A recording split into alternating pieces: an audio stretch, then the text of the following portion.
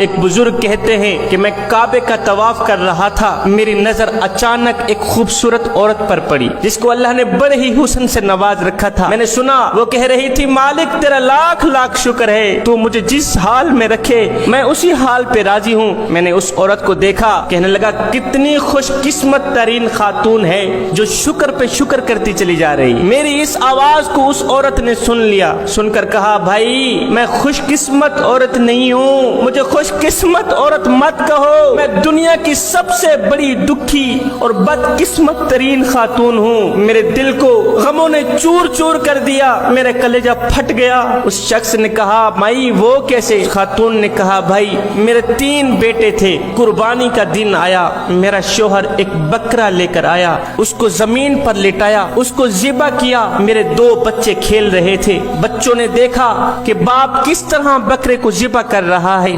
قربانی کا دن چلا گیا، دوسرے دن میں ہمسائے کے گھر تنوری میں روٹی لگانے گئی، میرے بڑے بچے نے میرے چھوٹے بچے کو کہا، آؤ میں تمہیں بتاتا ہوں ابا جی نے بکرے کو کیسے ذبح کیا تھا۔ چھوٹے بچے کو اس نے زمین پر لٹایا، چھری ہاتھ میں لی، معصوم بچے کی گردن پر چھری رکھی، اللہ اکبر کہتے ہی چھوٹے بھائی کو ذبح کر دیا۔ چھوٹے بھائی کی گردن سے جب خون نکلا تو اس خون نے میرے بڑے بچے کو خوف زدہ کر دیا۔ بچہ چھوٹے بھائی کو مار کر جنگل کی طرف بھاگ گیا، خوف زدہ ہو کر جنگل کی طرف بھاگا۔ آگے ایک بھیڑیے نے میرے بیٹے پہ حملہ کیا، چیر پھاڑ ڈالا۔ پیچھے میرے شوہر کو پتہ چلا، وہ جنگل کی طرف بھاگا، جاؤں اپنے بڑے بچے کی جان بچا کے آؤں، کہیں بھیڑیے کا لقمہ نہ بن جائے۔ میرا شوہر 3 دن مسلسل جنگل میں دوڑتا بھاگتا رہا، آخر کار اسے بچے کا سر ملا، بچے کی کچھ ہڈیاں ملی، بچے کو بھیڑیے نے چیر پھاڑ ڈالا تھا۔ اے بچے کی یہ حالت دیکھ کر باپ برداشت نہ کر سکا، باپ بھی وہیں فوت ہو گیا۔ پیچھے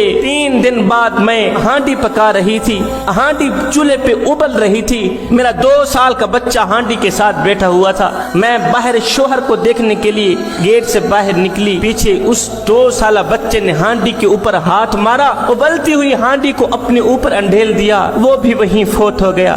آئے مجھے شوہر بھی نہ ملا، میرا شوہر بھی ختم ہو گیا، میرا بڑا بچہ بھی ختم ہو گیا، چھوٹا بچہ ذبح ہو گیا، 2 سال کا بچہ جل کر مر گیا، میں تنہا رہ گئی، میں اکیلی رہ گئی، میرا دل غموں سے چور چور ہے، میرا جگر پھٹ گیا ہے، موت مانگتی ہوں مالک مجھے موت عطا کر۔ پھر ایک دم آقا کریم کا وہ فرمان یاد آتا ہے کہ موت مانگنا جرم ہے۔ آج میں کریم رب کی چوکھٹ پر آئی ہوں، مالک تنہا ہو کے آئی ہوں، اکیلی ہو کے آئی ہوں، میرا شوہر نہیں رہا، میرے 3 بچے مر گئے، ختم ہو گئے، مالک میں تیرے دروازے پہ موت مانگنے نہیں آئی، میں تیرے دروازے پر صبر مانگنے آئی ہوں، اس لیے کہ میں نے سنا ہے کہ تو صبر کرنے والوں کے ساتھ ہوتا ہے۔ صبر صبر کہتے ہی وہ دکھی خاتون وہاں سے اٹھ کر چلی گئی۔ کچھ عرصہ بعد اس فقیر اللہ والے نے خواب میں دیکھا کہ وہ خاتون فوت ہو گئی ہے۔ اس خاتون سے پوچھا، مائی اے صبر کرنے والی دکھی خاتون، بتا تو صحیح مرنے کے بعد اللہ نے تیرے ساتھ کیسا معاملہ کیا؟